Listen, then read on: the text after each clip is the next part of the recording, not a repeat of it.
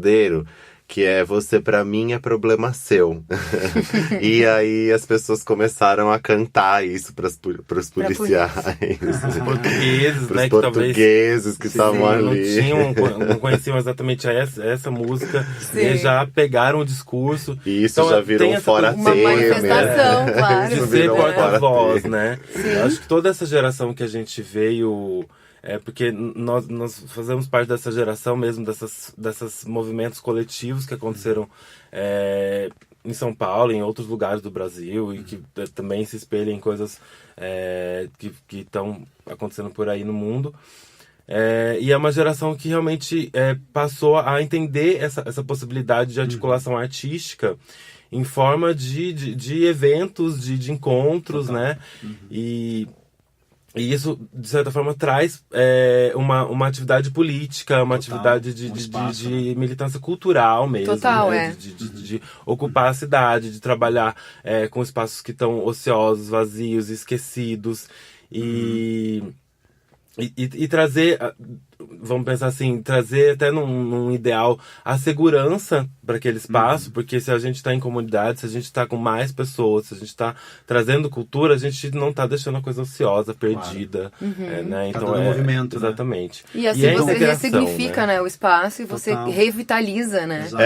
Então tem um poder de você revitalizar o lugar, né? Tipo, você traz vida para aquilo, né? Isso é muito importante Então- pra gente. Acho que o principal foi se tornando esse o principal foco até num determinado momento do nosso trabalho, de ir mesmo a fundo nisso e chegar na Secretaria da Cultura do município e reivindicar o nosso espaço.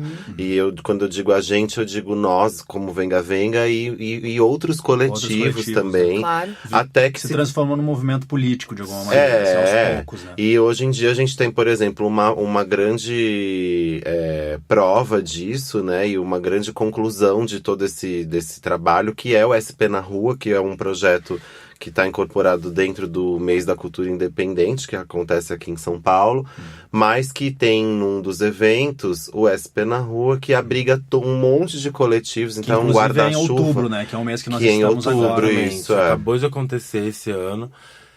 Foi a 6ª edição e juntando 40 coletivos, 20 palcos, entre coletivos que tem foco musical e visual também, instalações visuais. Então a coisa foi se abrindo para muito além da música e da festa. E né? foi a maior edição, esse provavelmente. Eu acho que sim. 40 foi. coletivos é bastante, É né? muito. Tem sido É sempre muita coisa. crescente. Que até uma coisa que eu ia perguntar, assim, Dom, porque você falou assim, essa coisa dos movimentos, dos coletivos que aconteceu em São Paulo, meio falando um pouco no passado. Você acha que isso já passou um pouco ou está ainda acontecendo?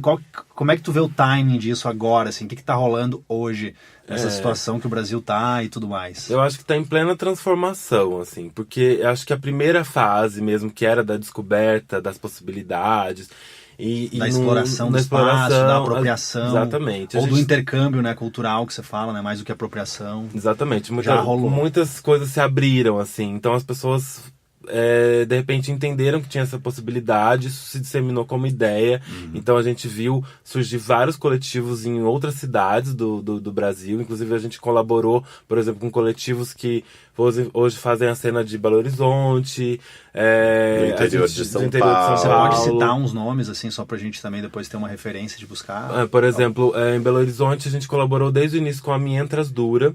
E hoje os principais coletivos que estão em atividade lá é Mientras Dura, Master Plano, 1010, entre outros, claro. Assim. E aí surgiu uma cena que também estava um pouco adormecida lá, deles virem frequentarem a cena de São Paulo e fazer a coisa acontecer lá, com a nossa colaboração, com os coletivos, alguns coletivos participando disso.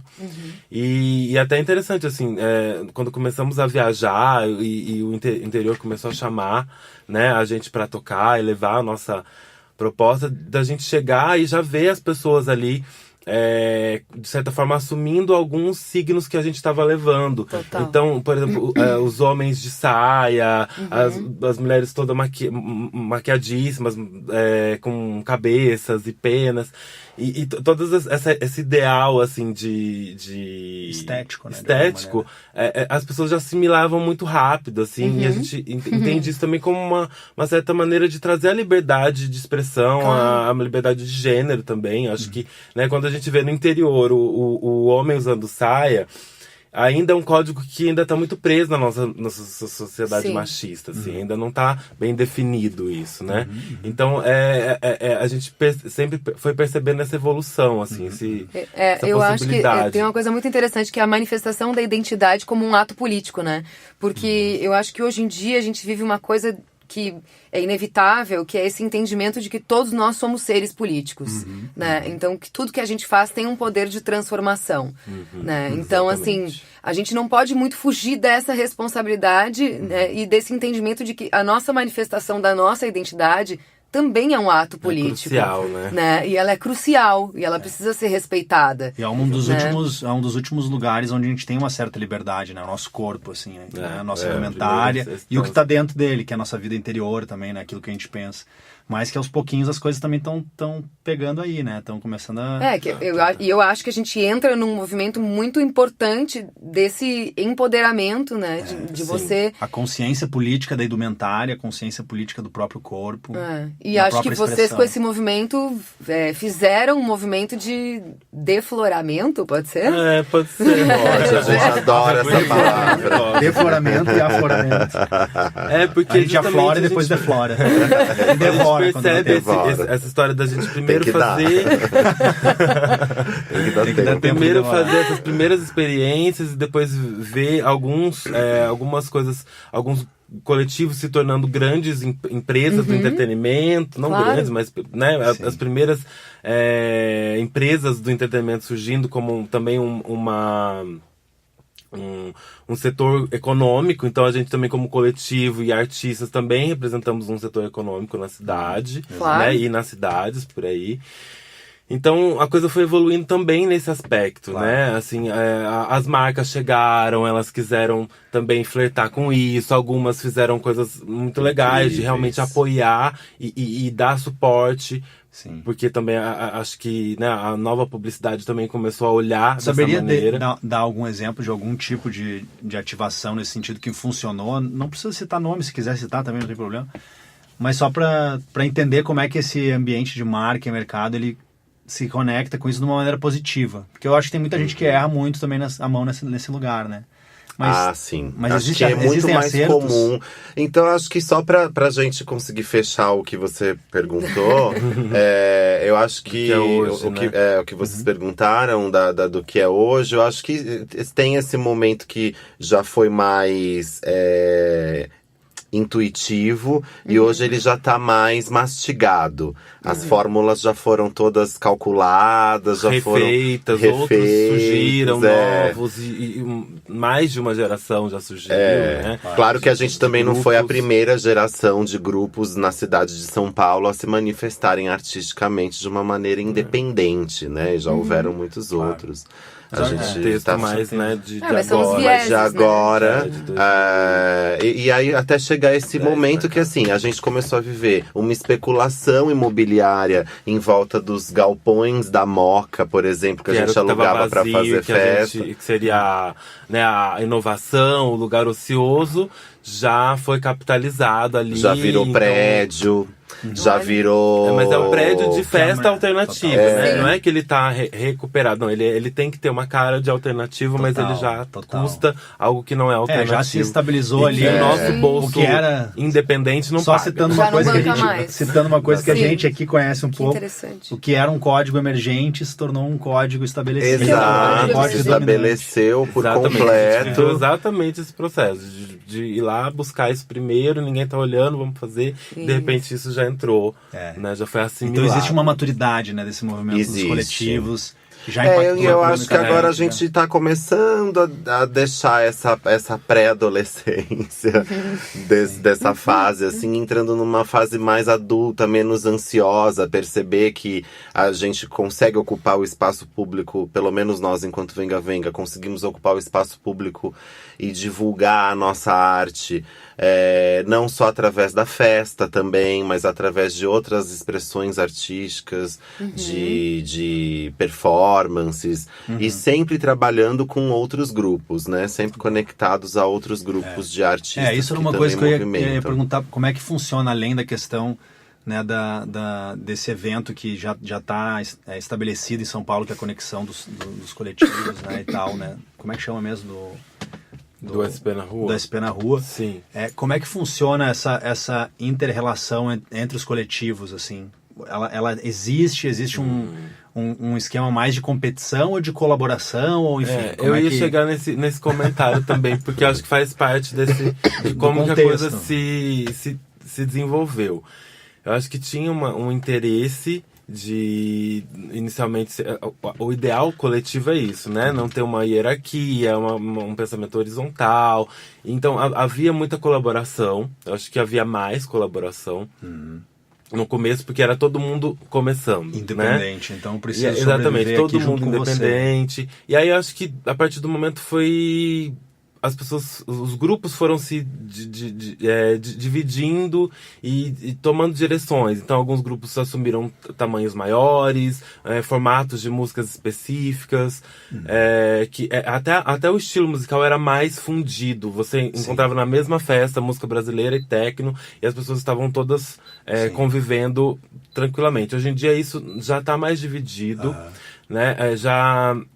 Existem públicos específicos também? Públicos específicos, o público ficou maior, né? Porque foi atingindo mais gente. Então, já há festas que já estão mainstream, que já estão gigantes e funcionando ali com dinheiro. Começou a rolar aquela identidade, né? Essa aqui é a minha festa que eu vou com os meus amigos. E começa a criar essa cultura o meu específica, grupo, e depois né? o outro não. Então assim, esse pessoal aí, de olhar assim, esse pessoal tem cara de que vai na Venga Venga.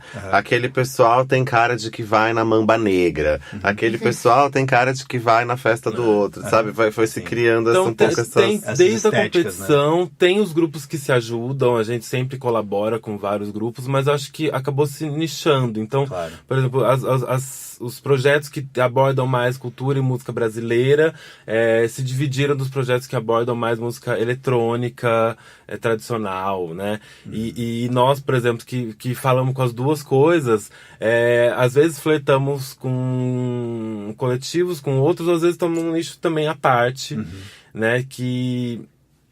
Então, assim, eu acho que não se desenvolveu uma cena tão forte como um corpo, sabe? Não teve uma representatividade política, uma associação, uma coisa que vários de nós buscamos em certo momento, mas acabou não desenvolvendo, porque eu acho que sim, existe sim uma competição, né? Vai ter sempre aquele valores, grupo que vai talvez, grupos que tenham valores diferentes Exatamente. do outro. Acho que eles compartilham o mesmo valor em relação à cidade, em relação a essa questão de brincar com a cidade ou jogar com ela, moldar ela e ser moldado por ela. Mas em outros aspectos talvez não, né? Exatamente. E eu acho até que porque tem idades diferentes dentro dessa história, né? Tem gerações diferentes. Eu acho que aí é que tá também. Como... Teve muita gente que se deixou ser moldado pela cidade também, sabe? Eu acho que quando você entra nesse momento que a gente sendo independente e ao mesmo tempo como um grupo era muito mais dependente um do outro, hoje em dia que cada um trabalha por si, fica mais mesmo separado, sabe? Eu acho que acaba criando essa coisa de interesses mesmo, né? Do tipo, eu vou flertar com a cidade porque eu quero, daqui um tempo, ter um espaço meu, uma casa noturna, né? Muita gente veio daí, da coisa do clube. E a gente veio, na verdade, muito neutro, né? A gente não tinha nenhum envolvimento com a coisa da música, da festa, de nenhum outro movimento artístico. E ela foi surgindo. Foi surgindo, então... Isso, assim, tem grupo que vai mais pro comercial ou para produção, ou seja, virar uma agência de produção de eventos. E nós, no nosso caso, a gente foi buscando ir mais pro artístico mesmo, de falar, não, a gente consegue atingir essas pessoas, mas de que maneira? O que a gente está trazendo como conteúdo, né? Então, num certo momento, a gente até deixou de produzir grandes eventos de 2.000 pessoas, quando não é, sei lá, virada cultural, coisas assim que tem essa estrutura. Justamente porque a gente acabou focando mais no nosso artístico, em buscar construir uma cena musical, em entender musicalmente, e nós hoje produzimos música autoral. Então vocês são produtores também passamos hoje. a fazer isso só também. Que da nossa música autoral. Da música de vocês, não de outros... Também, a gente acaba... também. a gente acabou... Muito legal. E acontece como Venga Venga.